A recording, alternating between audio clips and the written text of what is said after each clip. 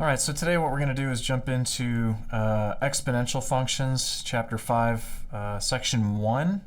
So 5.1 exponential functions, and then the following section right after that is actually just going to be the logarithmic functions. And then once we get through all this stuff, then we will jump right into some calculus-related stuff. Finally, it's amazing. All right, so section 5.1, exponential functions. We're really going to be looking at just exponential growth or decay functions. Okay, so a growth function has certain properties associated with them, same as decay functions. So they're functions that either grow or shrink at a constant percent growth rate. So they're written in two different forms. They're listed right here. F of x is equal to a times 1 plus r.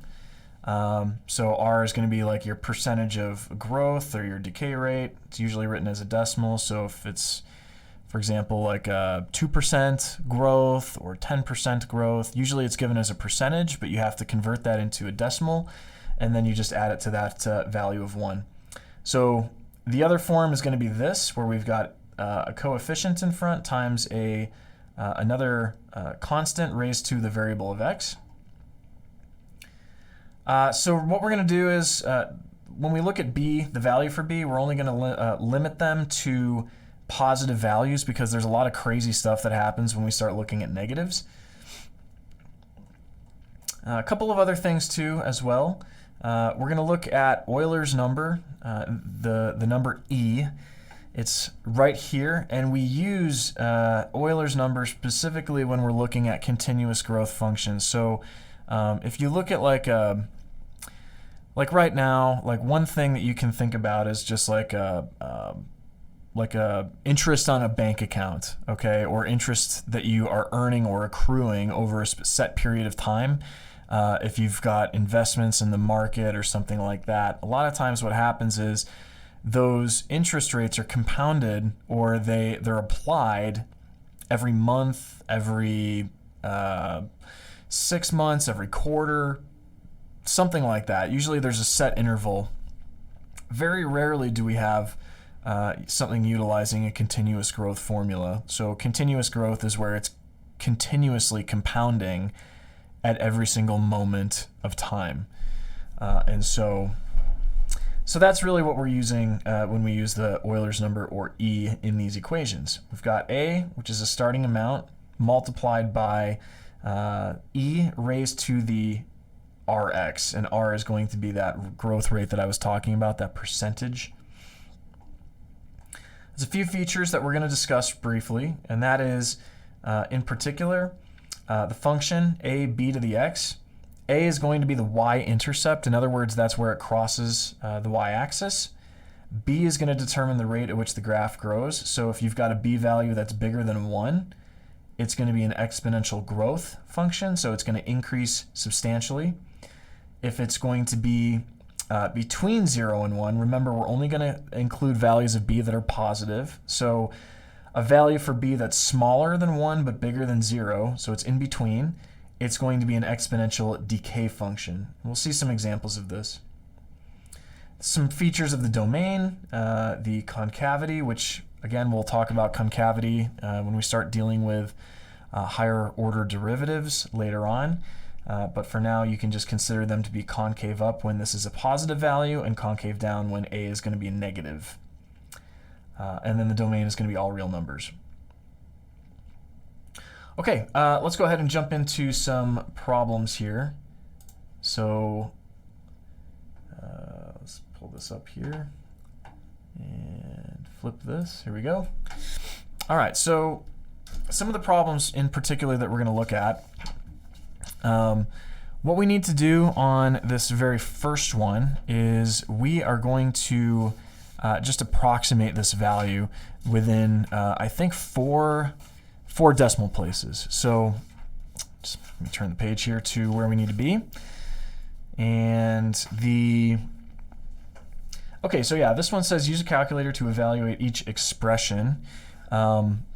I'm going to show you how to do this in Wolfram Alpha. You can certainly do this in a TI-84 or equivalent calculator. So we're going to look at 2 to the 11/6, okay? 2 to the 11/6. So this right here is equal to, or I should say approximately, it's not going to be exactly perfect, it's approximately equal to. And what I'm going to do now is I'm going to pull up my browser, and we're going to go specifically to Google Chrome. Let me just go ahead and flip this here really quick so you can see it normal color. I learned that after the last lesson. It's probably wise just to do this, to have something where it's a normal color.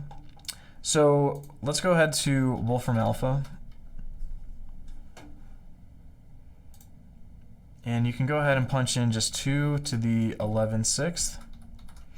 Now again, I mentioned before you can use the math input, but for this one, I'm just going to do it like this. Go ahead, punch it in, and then as you scroll down, you'll see the decimal approximation, which is right here, and we'll just cut it off at 4 decimals. So it's going to be 3.5636. 5636. Okay. So flip and invert. I believe that was it. 5636. Okay, of course. Boom. So 5636. So there it is. Okay. Another thing I want to point out really quick. By the way, just a cool little fact about Wolfram Alpha. This is actually considered like an information engine. So Google is like a search engine.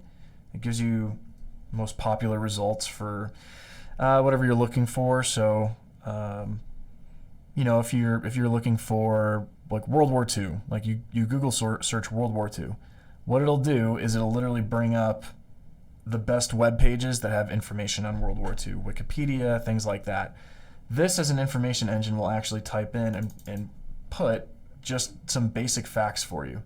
So if I type in, I've never done this before, so World War II. If I type that in, what'll happen is it'll give you all the information you need to know about that particular event. So the name, the date, the location, the different countries involved. Here are all the major skirmishes and battles, it looks like. The timeline, the commanders, the casualties, the battles, the forces in each battle. Broken down, it looks like here, the aircraft, artillery, ships, tanks, troops, casualties, losses. And so you can kind of see like there's a whole lot of stuff on here specifically regarding World War II. So information engine. I can type in where we're located as well. Concordia, Kansas. Concordia.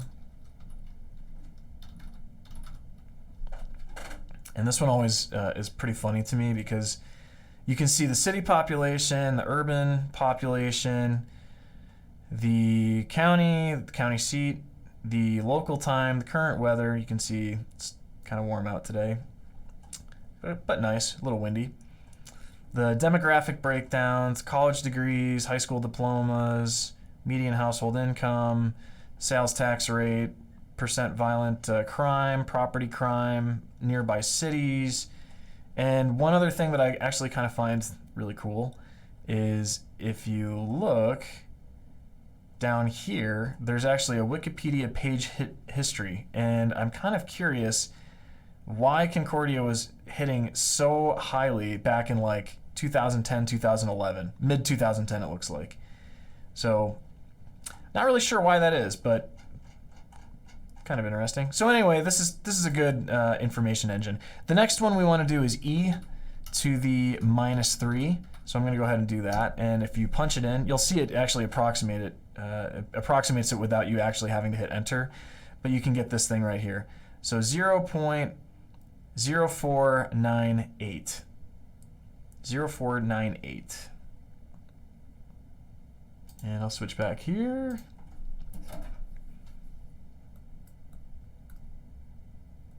.0498, and this is going to be e to the -3. Okay, so I would encourage you just to use that tool at your discretion as much as you can. It's actually really, really handy. Can help you solve a lot of problems. All right, let's look at another one. So on this question here, what I want to do is I want to graph each function. So here I've got y is equal to 2/3 to the x power. Okay? So real quick, I want to point out the notes. Specifically, we're referring to this guy. You can actually take a quick peek here at the notes, and you'll see that they specifically deal with exponential growth when it's bigger than 1 and exponential decay when it's in between 1. Since this is 2/3, that is going to be the exponential decay.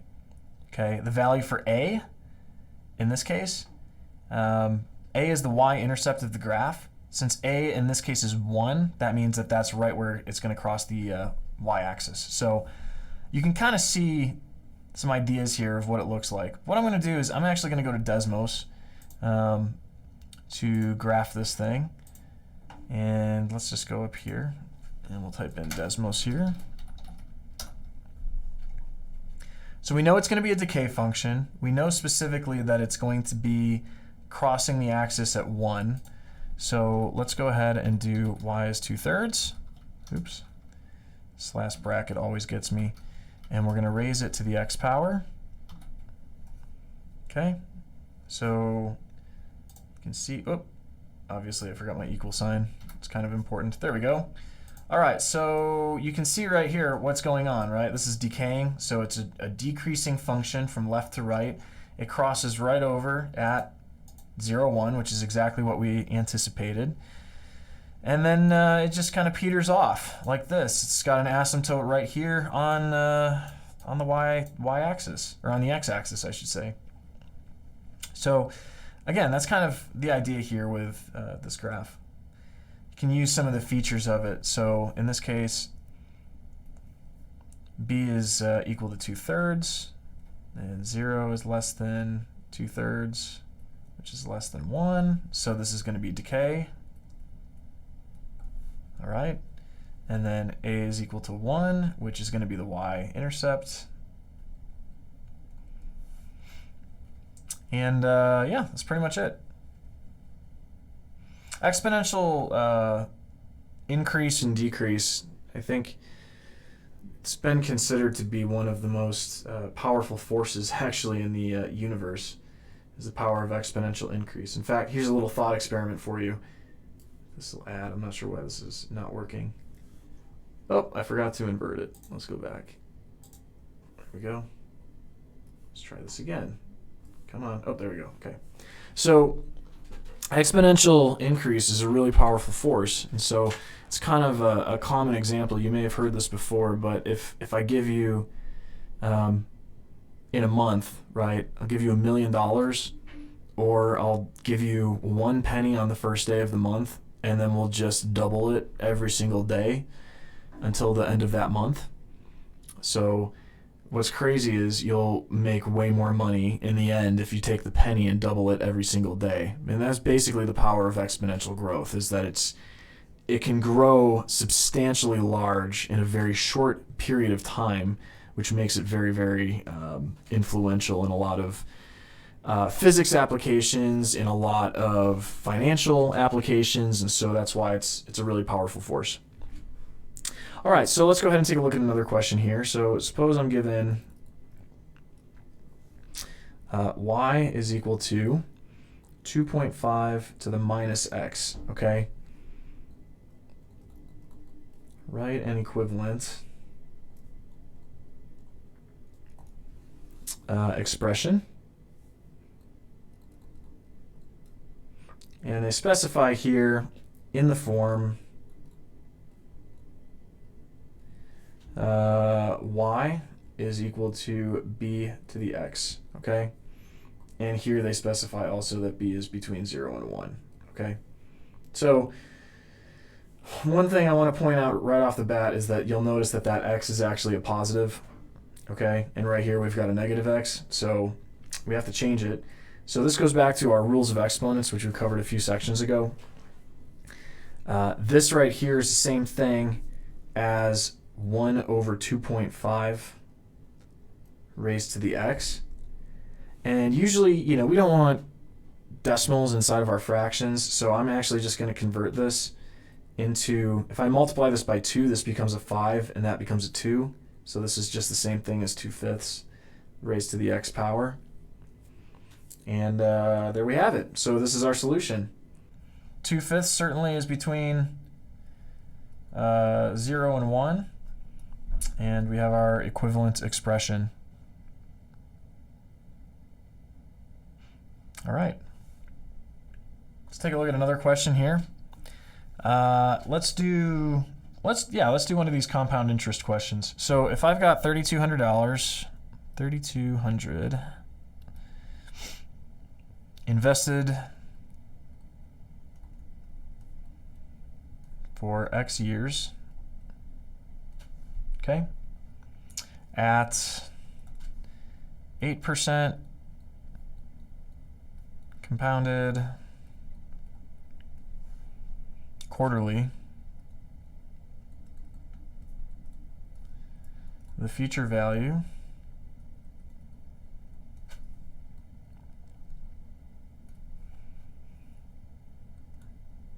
that results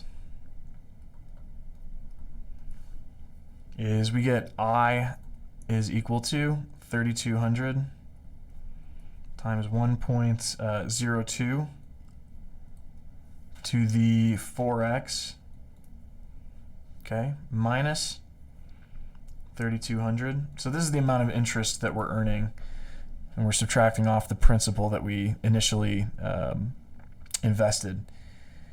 So we've got our principal amount. You're probably wondering where this came from, where the 0.02 came from. 8% compounded quarterly, so we're compounding 4 times a year. So we take 0.08 divided by 4, and that's where that comes from, the 0.02, and we add it to 1. So if you look back at the notes, the original notes that I gave you, that 1 plus the interest rate, that was literally right there. The 4x is kind of the same idea. So the number of times that we're compounding times the amount in years, in this case, for x, that's where that comes from. So you technically can create these in the future if you want to determine how much interest a certain account is going to make. One thing I would highly suggest is that if you ever find something that's going to give you 8% returns annually guaranteed, that you invest every single dime you have in it, because that's pretty good, I would say.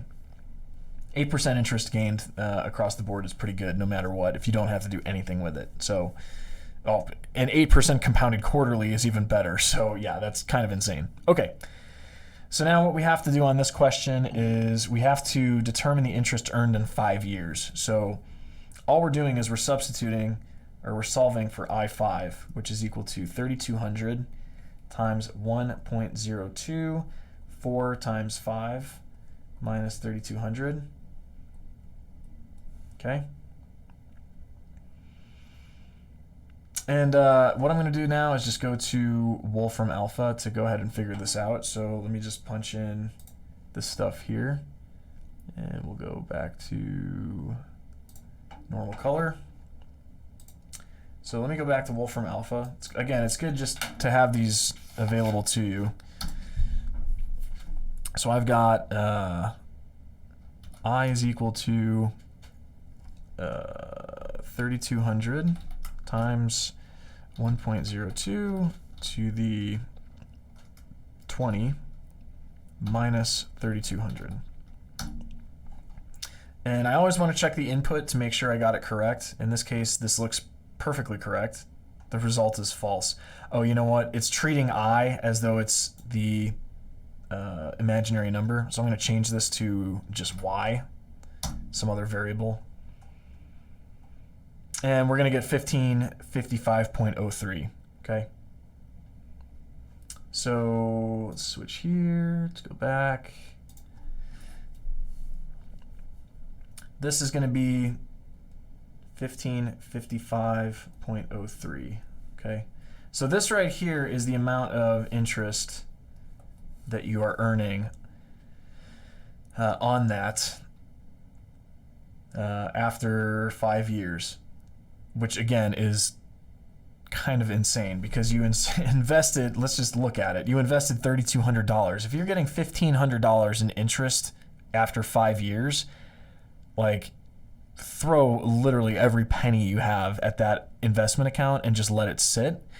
And in 20 years, you're probably going to be loaded. So you could technically figure it out. Let's just do that actually. So this is 20 compoundings total because it's 5 years, 4 per year. So let's do it after 20 years. So 20, if I substituted 20 there, that would be what, 80? So let's go ahead and do that. So I'll keep this. You know what? I'll just keep it dark.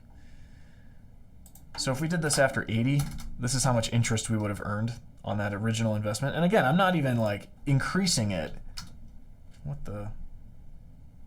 Oh, my number lock's not on. That's why. 80. Okay, there we go. So if I punch it in, $12,000 you gained after 20 years. Doing nothing. You literally, from your initial investment. That's insane. So if you keep putting money into this account and it grows, right?